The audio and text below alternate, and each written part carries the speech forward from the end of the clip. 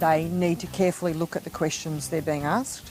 The question should always have a key term. It's usually the first word of the question. It may be later, and they are things like explain, discuss, outline, analyse, identify. Have a conversation around that and really nut out the key points. Jot those key points down. In each examination, the verbs actually ask a really specific thing. For example, if they're asking you to evaluate, what they're really doing is asking you to make a judgment about something. If, on the other hand, they're asking you to just name and define something, they're asking you to name it and explain what that thing is about. But they are different things, so a student really needs to understand what the verb of the question is asking for them to do it and be successful at responding to that. Circle the important words in the question and make sure you focus on what they're asking you to do, not what you want to do.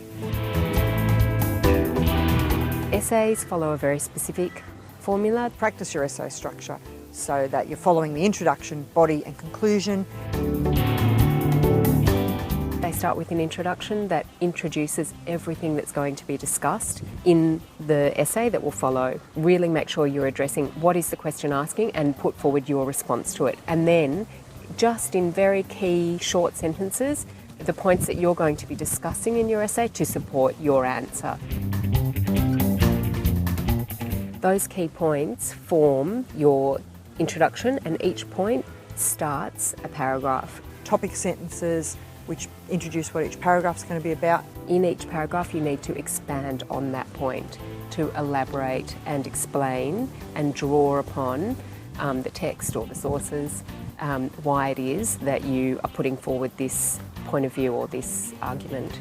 Knowing your language features, so metaphor, simile, personification. You have an example from your text and then you explain the effect of using that language feature, because authors don't use language features, just to pad, they use it to have an effect on the audience, so it's important the students understand that, and it's got to relate back to that question.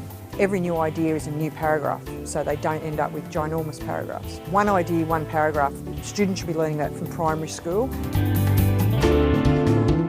Then your conclusion needs to sum it all up, but you never include any new information because that shows you haven't planned. So the introduction introduces all the points of an essay, and then each point is expanded on in the subsequent paragraphs, and then all of those points are rounded up and brought together in the conclusion. We say essay writing, introduction, say what you're going to say, body, say it, conclusion, say what you've said.